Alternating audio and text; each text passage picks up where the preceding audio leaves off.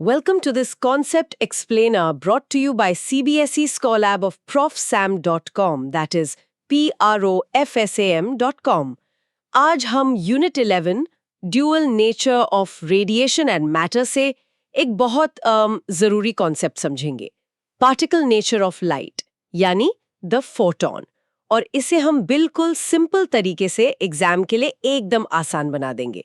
एक सिंपल सा सवाल है, जब हम धूप में खड़े होते हैं तो गर्मी फील होती है, ये तो सबको पता है, पर क्या कभी सोचा है कि ये लाइट, ये रोशनी हम पर एक एक्चुअल फोर्स, एक धक्का भी लगाती है, जैसे हवा का प्रेशर फील होता है? सच में लाइट हमें फिजिकली पुश कर सकती है? ये तो मैंने कभी सोचा ही नहीं। मतलब फील तो कभी नहीं हुआ, वो तो बिल्कुल वेटलेस लगती है। बिल्कुल, और यही सबसे सरप्राइजिंग बात है। ये धक्का इतना हल्का होता है कि हमें फील नहीं होता, लेकिन ये रियल है। इतना रियल कि साइंटिस्ट्स इसी प्रिंसिपल पर सोलर सेल्स डिजाइन करते हैं। Solar cells? हाँ, बड़े बड़े आईने जैसे सेल्स जो स्पेसक्राफ्ट को स्पेस में आगे बढ़ाते हैं, बिना किसी फ्यूल के। बिना फ्यूल के? सिर्फ लाइट के धक्के से? सिर्फ सूरज के रोशनी के प्रेशर से। वाओ, ये कैसे पॉसिबल है? इसके पीछे फिजिक्स क्या है? ये इसलिए पॉसिबल है क्योंकि लाइट, जिसे हम सदियों से एक वेव, एक लहर मानते आए हैं, है ना? हाँ, वे भी तो पढ़ा है।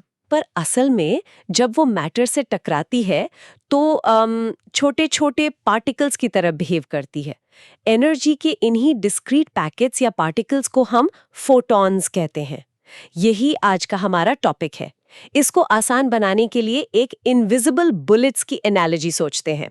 इमेजिन करो कि एक लाइट सोर्स, जैसे कि एक टॉर्च, एक मशीन गन है। Machine gun? हाँ, और ये गन हर सेकंड लाखों करोड़ों अनदेखी इनविजिबल गोलियां फायर कर रही है। अच्छा, यही गोलियां, यही बुलेट्स फोटॉन्स हैं। इनविजिबल बुलेट्स, ये तो काफी इंटरेस्टिंग एनालॉजी है।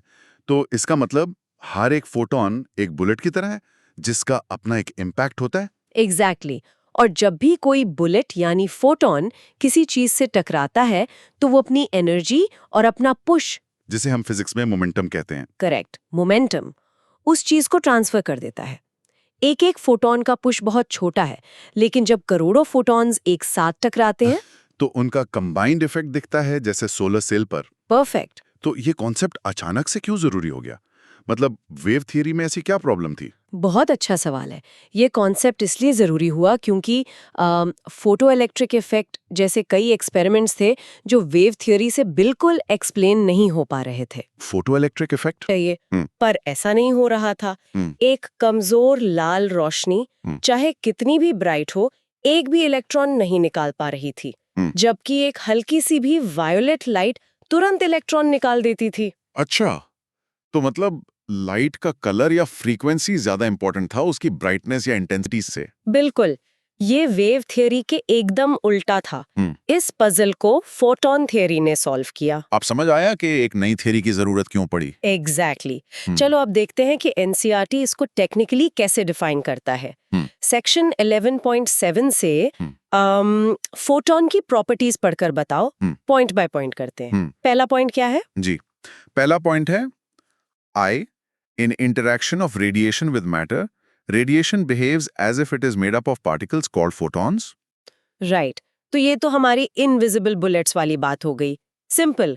अब दूसरा पॉइंट 2 है each photon has energy E is equal to h nu and momentum P is equal to h nu c and speed c, the speed of light.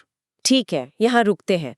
Energy है E is equal to H nu, ये उसकी striking power है, और momentum है P is equal to H nu C, ये उसकी pushing power है। लेकिन इसमें मास तो है नहीं, तो मोमेंटम कैसे? Good question. ये क्लासिकल फिजिक्स से अलग है। क्वांटम वर्ल्ड में मासलेस पार्टिकल्स का भी मोमेंटम हो सकता है। ये फोटॉन्स की एक स्पेशल प्रॉपर्टी है। ओके, तो एनर्जी उसकी स्ट्राइकिंग पावर है और मोमेंटम उसकी पुशिंग पावर, भले ही उसका मास 0 हो। बिल्कुल। अब पॉइंट 3 पढ़ो, ये बहुत इंपॉर्टेंट है। जी, तीसरा, all photons of light of a particular frequency nu have the same energy E and momentum P, whatever the intensity of radiation may be. सुना? Whatever the intensity may be, इसका मतलब है अगर आप टॉर्च की brightness बढ़ाते हो तो मशीन गन से पर सेकंड ज्यादा बुलेट्स निकल रही हैं। अच्छा, तो ब्राइटनेस बढ़ाने से सिर्फ फोटॉन्स का नंबर बढ़ता है, एक एक फोटॉन की ताकत नहीं। एग्जैक्टली इसीलिए वो ब्राइट रेड लाइट इलेक्ट्रॉन नहीं निकाल पा रही थी, क्योंकि हर बुलेट कमजोर थी, भले ही बुलेट्स बहुत सारी थीं। वाह, अब ये एकदम क्लियर हो गया। ग्रेट। अब चौथा point. Point 4. Photons are electrically neutral and are not deflected by electric and magnetic fields. सही। इलेक्ट्रिकली न्यूट्रल मतलब इन बुलेट्स पर कोई पॉजिटिव या नेगेटिव चार्ज नहीं है, इसलिए इलेक्ट्रिक या मैग्नेटिक फील्ड इनका रास्ता नहीं बदल सकते, सीधा चलती जाएंगी। ठीक है। और आखिरी point V. Point V. In a photon-particle collision, such as photon-electron collision, the total energy and total momentum are conserved. इसे ऐसे समझो जैसे दो बिलियर्ड बॉल्स टकराती हैं। जब एक फोटॉन बुलेट एक इलेक्ट्रॉन से टकराता है तो टक्कर से पहले का टोटल एनर्जी और टोटल मोमेंटम टक्कर के बाद के टोटल एनर्जी और मोमेंटम के हमेशा बराबर रहता है, कुछ भी वेस्ट नहीं होता। अच्छा, स्टैंडर्ड कोलिजन की तरह। बिल्कुल। Hope everything is clear so far. This concept explainer is from profsam.com, that is profsam.com। चलो इस पर एक छोटा सा एग्जाम्पल देखते हैं ताकि ये नंबर्स का आइडिया लगे। मान लो एक laser 6.0 into 10 raise power 14 hertz frequency की लाइट प्रोड्यूस कर रहा है और उसकी पावर है 2.0 into 10 raise power -3 what.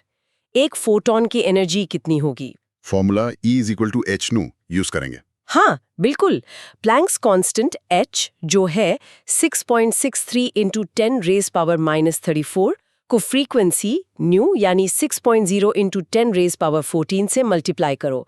Answer आएगा लगभग 3.98 इंटू 10 रेज पावर -19 जूल्स। ये तो बहुत ही छोटी एनर्जी है, मतलब इतनी कम एनर्जी से क्या ही होगा। सही कहा, एक फोटॉन की एनर्जी बहुत कम है।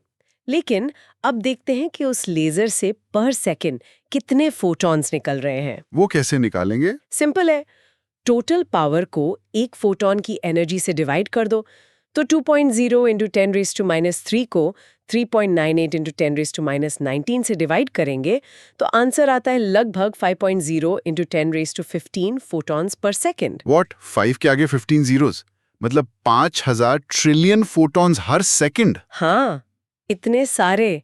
इसीलिए हमें लाइट का इफेक्ट फील होता है, क्योंकि ये एक कांस्टेंट अनइमेजिनेबली डेंस स्ट्रीम है इन छोटे छोटे इम्पैक्ट्स की। एक एक बुलेट कमजोर है, पर जब इतनी सारी एक साथ आती हैं तो उनका असर दिखता है।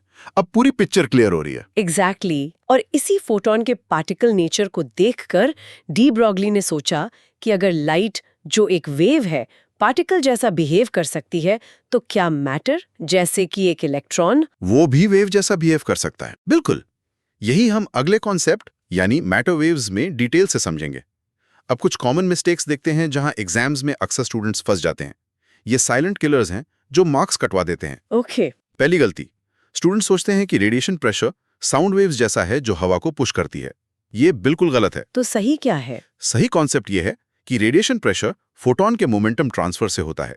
जब एक फोटॉन बुलेट किसी सरफेस से टकराकर एब्जॉर्ब या रिफ्लेक्ट होती है, तब वो अपना पुश यानी मोमेंटम उस सरफेस को दे देती है। इससे एक फोर्स लगता है। यही force per unit area pressure है। तो रीजन है मोमेंटम ट्रांसफर। ओके, तो इसको ऐसे याद रखना है कि रेडिएशन प्रेशर का रीजन फोटॉन का मोमेंटम ट्रांसफर है, ना कि किसी वेव का फिजिकल पुश। करेक्ट। अब दूसरी गलती, स्टूडेंट्स को लगता है कि फोटोइलेक्ट्रिक इफेक्ट में मोमेंटम का बड़ा रोल होता है, पर अभी तो हमने पढ़ा कि मोमेंटम कंजर्व होता है।